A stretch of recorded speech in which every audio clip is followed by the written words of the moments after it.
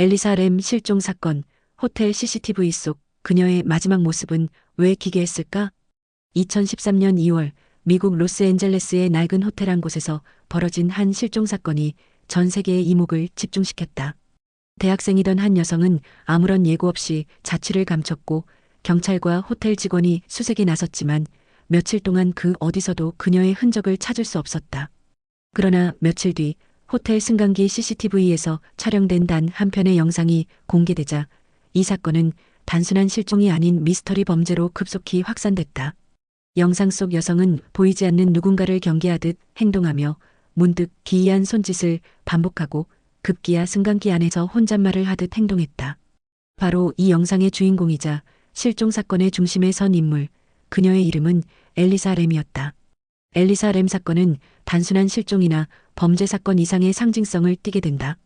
첫 번째 이유는 영상 속 그녀의 행동이 너무도 비정상적이고 설명할 수 없는 방식으로 기록되었기 때문이다. 두 번째 이유는 그녀가 실종되기 전 머물렀던 세실 호텔이라는 장소 자체가 이미 수많은 범죄와 연쇄살인의 배경이 되었던 악명 높은 공간이라는 점이다.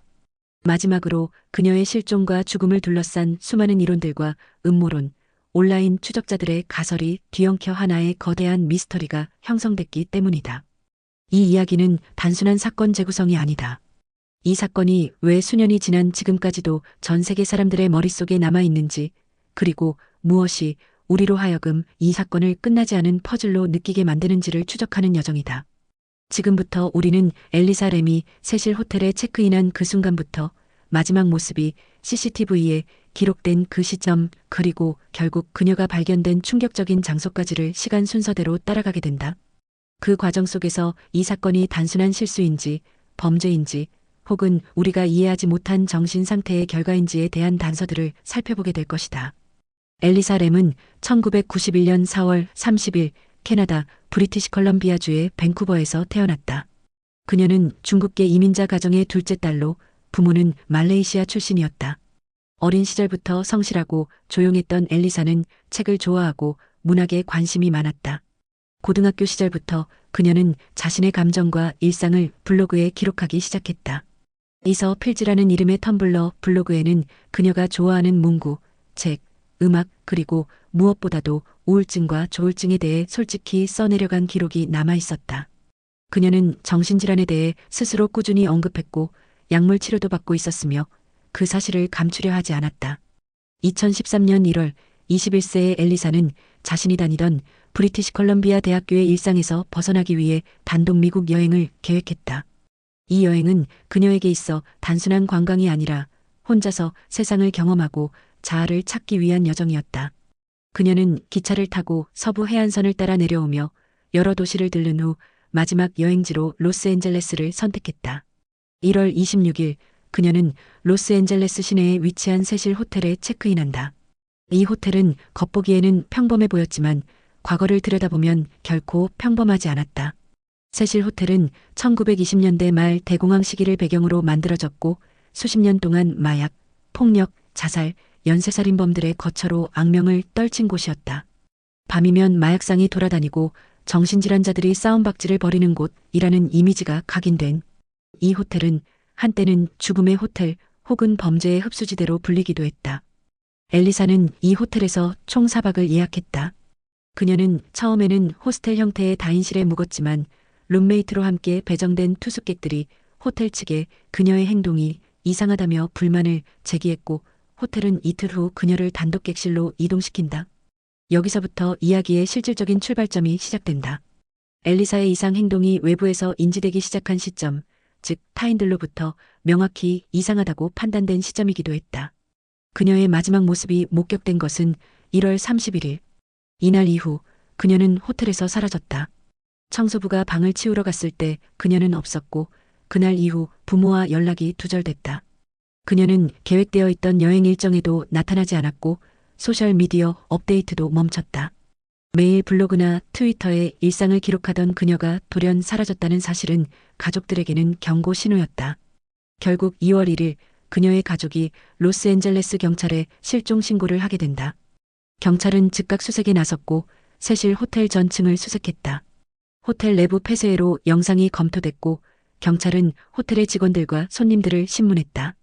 그러나 엘리사에 대한 직접적인 단서는 아무것도 나오지 않았다. 그녀가 언제, 어디로, 어떻게 사라졌는지 확인할 수 있는 정보가 전무했다. 경찰은 호텔 바깥으로 그녀가 나갔을 가능성을 염두에 두었지만 그녀의 신용카드와 개인 소지품, 약통 등은 모두 방 안에 그대로 남겨져 있었다. 특히 그녀가 복용하던 정신과 약물들이 방에 있었던 사실은 그녀가 갑자기 치료를 중단했을 가능성도 암시했다. 수색이 며칠째 길어지자 경찰은 마지막 수단으로 하나의 영상을 공개한다. 그것은 호텔 승강기 안에서 엘리사가 마지막으로 포착된 CCTV 영상이었다. 이 영상은 2013년 2월 14일 유튜브와 언론을 통해 공개됐고 불과 며칠 만에 수백만 명이 시청하게 된다. 문제는 이 영상에서 엘리사의 행동이 너무도 설명이 불가능할 정도로 이상했다는 점이다.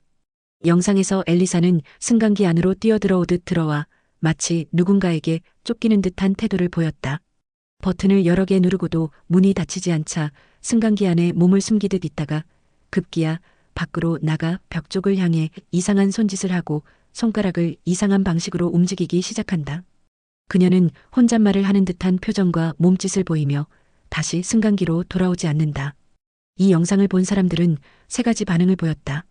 첫째는 정신질환의 악화, 둘째는 약물 또는 약 복용 누락, 셋째는 누군가가 그녀를 쫓고 있었다는 범죄의 가능성. 영상에는 제3자가 등장하지 않지만 그녀의 몸짓과 공포에 찬 행동은 마치 누군가가 근처에 있다는 듯 보였다. 바로 이 장면이 사건을 일대 전환점으로 만든다. 사람들은 단순한 실종이 아니라 어떤 사건이 그녀에게 벌어졌다고 믿기 시작했다. 여기서 문제의 핵심은 그녀가 자발적으로 행동한 것인가 아니면 누군가의 개입이 있었는가였다. 또한 영상의 일부 구간이 편집됐다는 의혹까지 더해져 일각에서는 경찰이나 호텔 측이 정보를 감추고 있다는 의혹도 제기됐다. 이 영상을 기점으로 온라인 커뮤니티와 포럼에서는 엘리사 램에 대한 관심이 급증했고 수많은 추측과 분석 영상이 쏟아져 나오기 시작했다. 영상 속 엘리사의 동작 하나하나를 분석하는 유튜버들, 범죄 심리학자들, 초자연적 설명까지 동원된 인터넷 탐정들이 사건에 뛰어들었다. 하지만 그 누구도 그녀의 행방을 추적할 수는 없었다. 사라진 이후 19일이 지나도록 엘리사는 어디에도 없었다. 호텔 측은 내부에 그녀가 남아있을 가능성은 없다고 판단했으며 경찰은 주변 지역에 대한 수색을 확대했지만 별다른 성과가 없었다. 그런데 이 실종 사건은 전혀 예상치 못한 방식으로 반전을 맞게 된다. 호텔 투숙객들이 샤워할 때 수돗물에서 이상한 냄새와 색깔을 느끼기 시작한 것이다. 그들은 물의 수압이 낮고 때때로 검붉은 빛이 도는 물이 나온다고 불만을 제기했다. 이에 따라 호텔은 옥상에 위치한 대형 물탱크를 점검하기로 결정한다. 2월 19일 호텔 직원이 물탱크 하나를 열어 내부를 들여다본 순간 그 안에는 옷을 입지 않은 채 부유하고 있는 젊은 여성의 시신이 발견된다. 그것은 바로 엘리사 램이었다. 사건의 초점은 이제 그녀가 왜 어떻게 물탱크 안에서 발견되었는가로 완전히 이동하게 된다. 이 시점부터 우리는 또 다른 층위의 미스터리와 맞서야 한다. 세실 호텔 옥상은 일반 투숙객이 접근할 수 없는 구조였으며 문은 잠겨 있고 경보장치가 연결되어 있었다. 그런데 엘리사는 그 어떤 경보도 울리지 않고 호텔 직원 누구의 눈에도 띄지 않은 채 옥상에 올라 물탱크 안에 들어간 것이다. 이는 자살도 사고사도 아닌 이해할 수 없는 이동 경로와 행동 패턴을 요구하는 상황이었다. 이로써 이야기는 단순한 실종과 실족이 아닌 그녀가 마지막으로 본 것은 무엇이었나? 그녀는 누구에게서 도망쳤던 것인가? 왜 CCTV 영상은 일부가 잘려 있었나? 호텔은 뭔가 숨기고 있는가? 라는 일련의 의혹으로 이어진다. 그리고 엘리사 램은 그 어떤 증언도 남기지 않은 채 가장 폐쇄적이고도 충격적인 장소에서 발견되며 현대 범죄사에서 가장 기묘한 실종 사건 중 하나로 남게 된다. 엘리사 램의 시신이 물탱크 안에서 발견되었다는 소식이 전해진 후 수사당국은 즉각 부검을 실시했다. 하지만 이 과정에서 또 한 번의 혼란과 논란이 발생한다. 부검 결과에서 가장 핵심적인 요소는 사망 원인이 익사로 추정되며 외상이나 타살의 흔적은 없다는 점이었다. 경찰은 물탱크 주변에서 외부 침입의 흔적이 없고 그녀의 시신에도 폭력의 흔적이 없으며 성폭행이나 약물 반응도 감지되지 않았다고 발표했다. 이에 따라 사건은 자살 또는 사고사로 종결될 가능성이 높아졌다. 그러나 이 설명은 대중과 전문가 모두를 납득시키지 못했다. 이유는 분명했다. 엘리사 램이 그 물탱크에 어떻게 도달했는지에 대한 설명이 없었기 때문이다. 세실 호텔 옥상은 출입문에 경보장치가 설치돼 있었고 그 문은 항상 잠겨 있었다. 만약 누군가가 문을 열면 호텔 직원이 사용하는 경보 시스템의 경고가 울리도록 설계돼 있었다. 그럼에도 불구하고 그녀는 어떠한 경고음도 발생하지 않은 채 옥상에 접근했고 누군가의 도움 없이 무게가 상당한 물탱크의 뚜껑을 스스로 열고 들어간 것으로 추정되었다. 더욱이 그녀의 옷이 벗겨진 채 발견되었지만 옷에는 물탱크 밖에 있었다는 증거나 물리적인 흔적이 없었다. 여기서부터 대중은 이 사건을 더 이상 자연스러운 사건으로 받아들이지 않게 된다. 수많은 사람들은 온라인 커뮤니티, 유튜브, 레딧 등을 통해 사건을 분석하기 시작했다. 가장 대표적인 장애물은 정보의 부족과 공식 발표에 대한 불신이었다. 영상은 CCTV에서 편집된 것으로 보였고 시간 코드 일부가 왜곡되어 있었다. 전문가들은 영상에서 약 53초가 삭제되어 있다고 지적했다. 이 때문에 누군가의 존재가 의도적으로 지워졌다는 주장도 제기되었다. 이 시점부터 일반 대중의 관심은 엘리사 램을 따라가는 것에서 호텔과 경찰을 의심하는 것으로 방향이 전환된다. 온라인상에서는 세실 호텔의 과거 범죄 기록, 묵었던 범죄자들, 호텔 구조에 대한 지도를 분석하기 시작했고 호텔의 수상한 행적을 파헤치려는 자발적 탐정들이 등장했다. 특히 2013년 유튜브에 올라온 한 영상이 화제가 된다.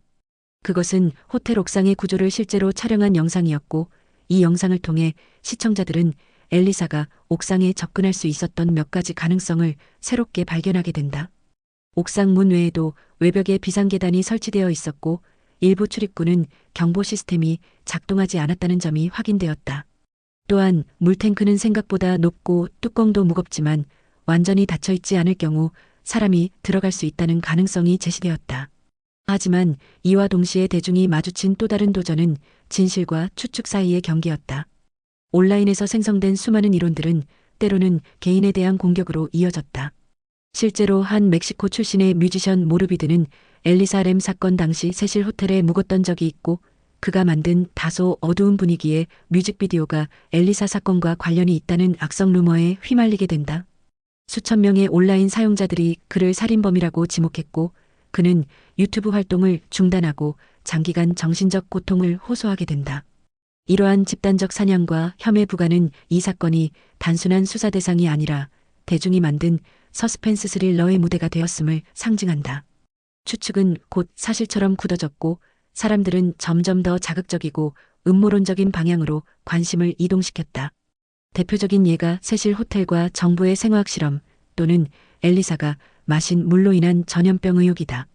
특히 후자는 사건 발생 시점에 로스앤젤레스에서 노숙자 대상 결핵 검사 캠페인이 진행 중이었고 테스터 키트 이름이 램 엘리사였다는 사실이 알려지며 음모론이 확산된다.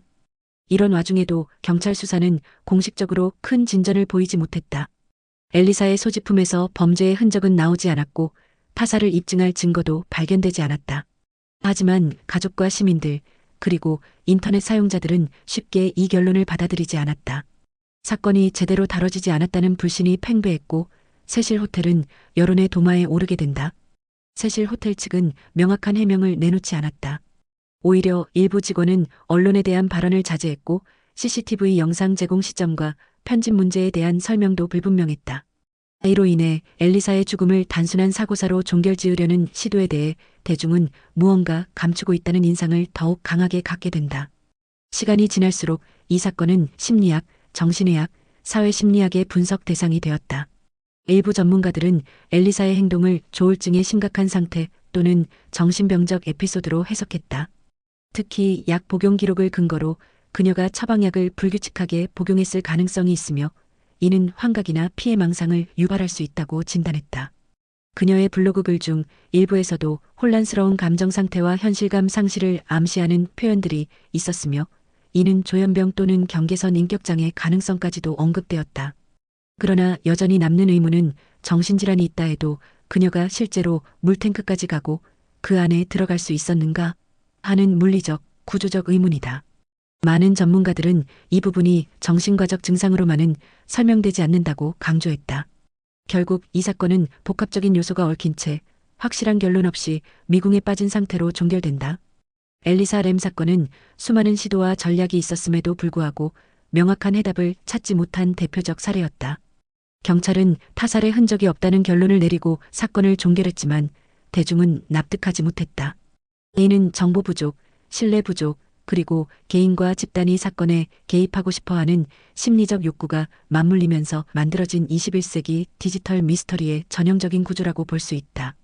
이제 우리는 마지막 단계에서 이 사건의 결론, 이후의 영향, 그리고 아직까지 남아있는 질문들을 마주하게 된다. 과연 엘리사 램의 죽음은 개인의 정신 상태에서 비롯된 비극이었을까? 아니면 그 너머에 우리가 놓치고 있는 또 다른 진실이 있었던 걸까? 엘리사 램의 사건은 결국 공식적으로 사고사로 종결된다. 로스앤젤레스 검시소는 부검 결과를 토대로 사망 원인을 비정상적인 방법에 의한 익사로 규정했고 추가적인 외상이나 타살의 증거는 없다고 발표했다. 그녀의 혈액 및 독극물 검사에서는 정신과 치료 약물만이 확인되었고 알코올이나 마약류는 검출되지 않았다. 이로써 수사기관은 정신질환에 의한 심리적 혼란 상태에서 스스로 물탱크에 들어가 사망했을 가능성을 유력하게 보게 된다. 하지만 이러한 결론이 내려진 이후에도 이 사건이 잊히는 일은 없었다. 오히려 사람들은 더 많은 질문을 남겼고 사건이 끝난 후에도 그 여운은 다양한 형태로 살아 움직였다. 미스터리 커뮤니티, 유튜브 분석 채널, 다큐멘터리 제작사들은 이 사건을 끊임없이 다루며 새로운 이론과 해석을 추가했다. 그 결과 엘리사 램 사건은 사건의 실체보다도 그에 반응하는 사회의 모습을 보여주는 사례가 되었다. 사건 이후 세실 호텔은 심각한 이미지 타격을 입었다. 원래도 범죄와 관련된 이미지가 강했던 이 호텔은 엘리사 사건을 계기로 세계적인 악명을 얻게 되었고 투숙객 수가 급감했다. 2017년 호텔은 일시적으로 운영을 중단했고 리모델링 계획과 함께 호텔 이름도 스테이 온 맨인으로 변경했다. 그러나 그 이름조차도 사람들에게 세실 호텔의 또 다른 이름이라는 사실이 알려지면서 마케팅 효과는 크지 않았다. 결국 2021년 세실 호텔은 홈리스 지원용 주거 공간으로 다시 개장했지만 사람들의 기억에서 이곳은 여전히 죽음의 호텔로 남아있다. 엘리사 램 개인에 대한 관심도 여전했다. 그녀의 블로그 글은 사건 후에도 계속 화제가 되었고 많은 이들이 그녀의 글에서 그녀의 내면 상태, 외로움, 불안, 그리고 삶의 방향에 대한 혼란을 엿보려 했다. 그녀가 블로그에 마지막으로 남긴 글은 여행 중 겪었던 경험들, 사람들과의 만남, 그리고 혼자서도 잘 지낼 수 있다는 것에 대한 희망적인 메시지였다. 하지만 바로 며칠 뒤 그녀는 실종된다. 이 극단적인 감정의 전환은 많은 사람들에게 그녀가 정말 자살했을까? 라는 근본적인 의문을 남겼다. 이후 넷플릭스에서 제작한 다큐멘터리 시리즈 크라임씬 세실 호텔 실종 사건이 2021년에 공개되면서 이 사건은 다시 한번 세계적인 관심을 받게 된다. 다큐멘터리는 엘리사의 생애, 세실 호텔의 역사, 사건 당일의 상황, 인터넷 수사자들의 추적 과정을 담았으며 대중이 어떻게 이 사건에 개입했고 그로 인해 무고한 사람이 피해를 입었는지에 대해서도 날카롭게 조명했다. 특히 이 다큐멘터리는 대중이 수사기관의 역할을 대신하려고 했을 때 벌어질 수 있는 문제들을 지적했다. 유튜버와 온라인 탐정들이 사건을 쫓으며 무고한 사람을 가해자로 몰아세운 사례, 잘못된 정보가 확산되면서 진실이 왜곡된 과정 등이 상세히 다뤄졌다. 이로 인해 엘리사 램 사건은 인터넷 시대의 디지털 집단 추적이 불러올 수 있는 위험성에 대한 대표적 사례로 인식되기 시작했다. 한편 정신의학적 관점에서도 이 사건은 논쟁의 대상이 되었다. 전문가들은 엘리사가 복용하던 약물 목록을 분석했고 그녀가 복용을 중단하거나 용량을 조절했을 가능성에 대해 지적했다. 실제 부검 보고서에 따르면 그녀의 혈중 약물 농도는 예상보다 낮았으며 이는 치료 약물의 복용 불이행 가능성을 의미한다. 이를 통해 조울증이 급성으로 악화되며 환각, 망상, 불안, 공포 반응이 격해졌고 비정상적인 행동 패턴이 발생했을 수 있다는 분석이 유력해졌다. 그럼에도 불구하고 여전히 남는 질문들이 있다. 첫째, 그녀는 어떻게 옥상까지 올라갔는가? 둘째, 호텔 경보장치는 왜 작동하지 않았는가?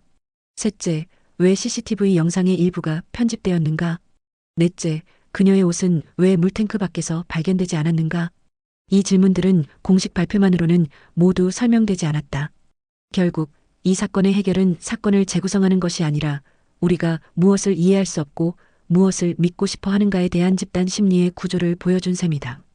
엘리사 램의 죽음은 비극적인 사건이지만 이 사건을 대하는 사회의 모습은 때로는 탐구적이었고 때로는 위험했고 때로는 잔혹했다. 무고한 사람을 가해자로 몰아세우기도 했고 불확실한 정보를 진실로 믿어버리기도 했다. 이 모든 과정이 미스터리라는 단어 안에 감춰진 인간의 본능적 욕망을 드러낸다. 엘리사 램 사건은 지금도 인터넷에서 살아 움직이고 있다. 그녀의 이름은 단지 한 여성의 죽음을 의미하는 것이 아니라 21세기 디지털 사회가 만들어낸 미디어 환경, 집단 심리, 음모론, 그리고 진실과 거짓의 경계를 모두 상징한다. 그리고 우리가 그 영상 속에서 엘리사의 마지막 모습을 볼 때 가장 중요한 질문은 이렇게 남게 된다. 그녀는 대체 무엇을 보고 있었던 걸까? 그리고 그 질문은 어쩌면 우리 모두에게 던져지는 질문일지도 모른다. 그녀는 왜 엘리베이터 안에서 그렇게 두려워하고 있었을까? 왜 문은 닫히지 않았고 왜 아무도 그 순간 그녀를 보지 못했는가?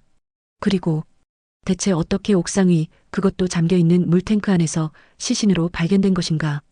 엘리사 램은 단 한마디의 유언도 남기지 않았다.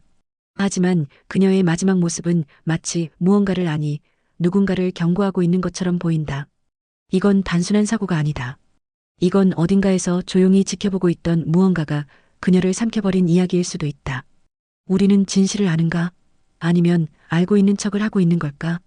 엘리사 램은 사라졌고 이제 우리 모두가 그 미스터리 안에 갇혀 있다.